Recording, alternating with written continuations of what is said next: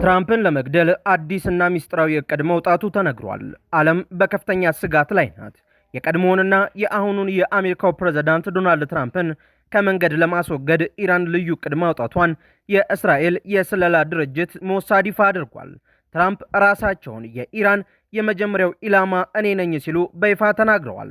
ይህ መረጃ ወዲያውኑ ዓለምን ወደ ጦርነት ቀጠና ቀይሮታል። አሜሪካ በኢራን ላይ ጥቃት ሰንዝራለች። ኢራን ደግሞ በአረብ ሀገራት በሚገኙ የአሜሪካ የጦር ሰፈሮች ላይ የሚሳኤል ናዳ አውርዳለች።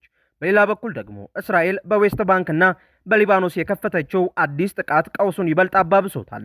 ለመሆኑ እስራኤል ይህንን መረጃ አሁን ያወጣቸው በአጋጣሚ ነው ወይስ አሜሪካና ኢራን እያደረጉት ያለውን የኒውክሌር ድርድር ለማክሸፍ የተሸረበ ረቂቅ ሴራ ነው?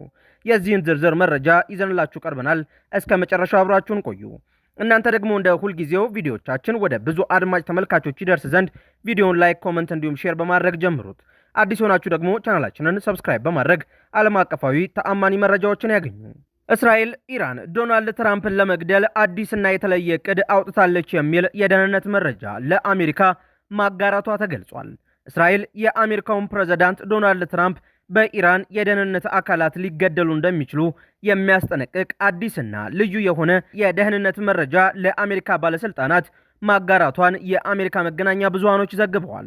ዎል ስትሪት ጆርናል እና ሲኤንኤን የደህንነት ምንጮችን ጠቅሰው እንደዘገቡት መረጃው በዚህ ሳምንት መጀመሪያ ላይ ለአሜሪካ የስለላ ተቋማት የደረሰ ሲሆን ይዘቱም ኢራን በፕሬዝዳንት ዶናልድ ትራምፕ ላይ ልትሰነዝረው ስላሰበችው የተለየ የደህንነት ስጋት የሚያስረዳ ነው ብለዋል። ይሁን እንጂ የአሜሪካ የደህንነት ተቋማት የቀረበውን መረጃ በተናጠል ማረጋገጥ አለመቻላቸውንና መረጃው ከመድረሱ በፊት ጉዳዩን በራሳቸው የስለላ መረብ እንዳልተከታተሉት ተገልጿል። ፕሬዝዳንት ዶናልድ ትራምፕ በቱርክው አንካራ በነበራቸው ጋዜጣዊ መግለጫ ላይ እኔን ከመንገድ ለማስወገድ ይፈልጋሉ፣ በሁሉም የኢራን ዝርዝር ውስጥ መጀመሪያ ላይ ስሜ አለ በማለት ስጋታቸውን በተዘዋዋሪ አረጋግጠዋል። ጉዳዩን በተመለከተ ከነጩ ቤተ መንግስት እስካሁን ድረስ ምንም የተባለ ነገር የለም። ኢራን በዶናልድ ትራምፕ ላይ ያላት ቂም ትላንት የተጀመረ አይደለም። ትራምፕ በመጀመሪያው የፕሬዝዳንትነት ዘመናቸው እንደ አውሮፓውያን አቆጣጠር በ2020 ታዋቂውን የኢራን ቅዱስ ኃይል አዛዥ ጀነራል ቃሲም ሱሌይማኒን በሰው አልባ አውሮፕላን እንዲገደሉ ትዕዛዝ መስጠታቸው ይታወሳል። ኢራን ከዚያን ጊዜ ጀምሮ ይህንን ደም ሳንመልስ አንቀርም ስትል በተደጋጋሚ ዝታለች። ሰሞኑን በተካሄደው የኢራኑ መሪ አያቶላ አሊ ሐሚኒ የቀብር ስነ ስርዓት ላይ እንኳን ትራምፕን እንገድላለን የሚሉ መፈክሮች በይፋ ተንጸባርቀዋል።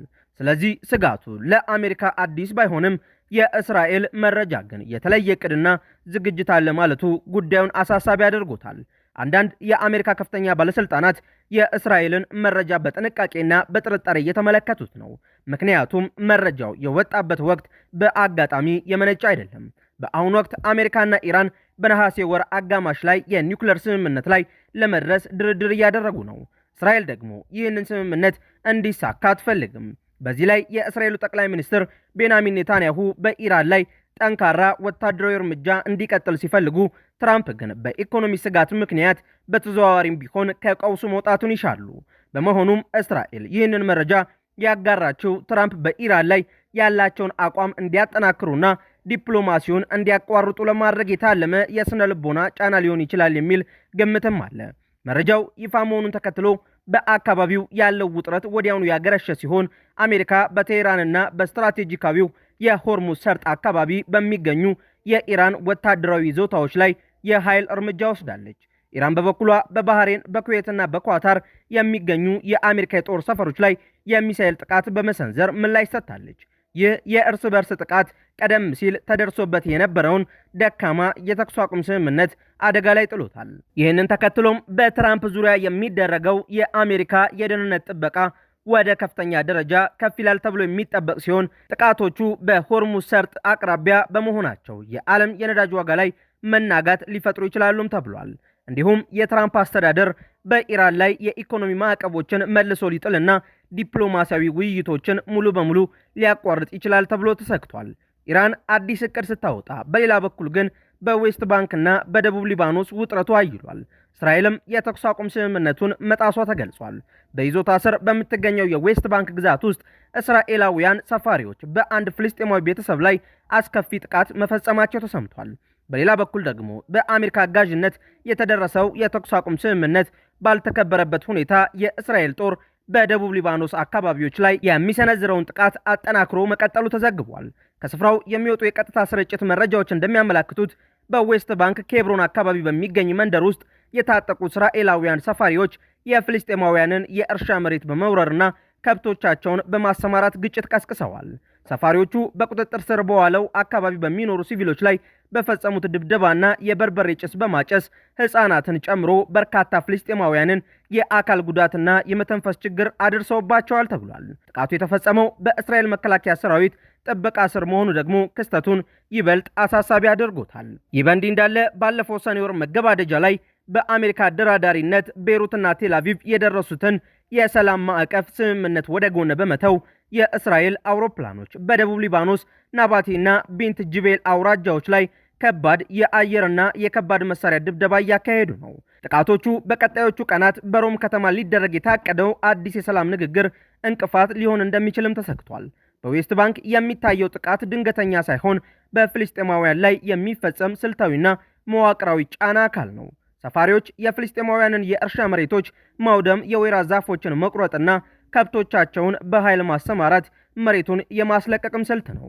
በተባበሩት መንግስታት ድርጅት ሪፖርቶች ጭምር በተደጋጋሚ እንደተጠቀሰው የሰፋሪዎች ጥቃት በእስራኤል ወታደሮች ጥበቃና አይናቸው ባየበት ሁኔታ የሚፈጸም በመሆኑ ጥፋተኞቹ በሕግ አይጠየቁም።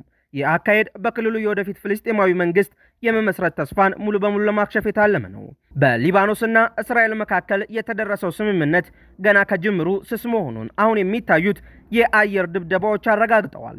በሰኔ ወር የተፈረመው የሶስትዮሽ ማዕቀፍ ስምምነት የሊባኖስ መንግስት ሰራዊት በደቡብ ሊባኖስ ሙሉ ቁጥጥር እንዲያደርግና ሄዝቦላ ትጥቅ እንዲፈታ የሚያስገድድ ነው። ነገር ግን ሄዝቦላ ስምምነቱን ሉዓላዊነትን አሳልፎ መስጠት በማለት ውድቅ አድርጎታል። እስራኤል አዲስ የሰላም ድርድር ከመጀመሩ በፊት በመሬት ላይ ያላትን ወታደራዊ የበላይነት ለማሳየትና የሄዝቦላን የመልሶ ማጥቃት አቅም ሙሉ በሙሉ ለማዳከም የቅድመ መከላከል ጥቃቶችን ትሰነዝራለች። ይህ ደግሞ ስምምነቱን በወረቀት ላይ ብቻ አስቀርቶታል። ውድ የአውድ ዓለም የዩቲዩብ ቻናል ተከታታዮቻችን አዳዲስ የተሰሙ ሰበር መረጃዎቻችን እነዚህን ይመስሉ ነበር። በእነዚህ መረጃዎች ላይ ያላችሁን ሀሳብ አስተያየት በኮመንት መስጫው ላይ አስፍሩልን። አዳዲስ መረጃዎችን በፍጥነት ለማግኘትም ቻናላችንን ሰብስክራይብ ማድረጋችሁንና ለሌሎች እንዲዳረስ ላይክ እና ሼር ማድረጋችሁን እንዳትረሱ። በሌላ መረጃ ዳግም እስከምንገናኝ ሰላም ቆዩን።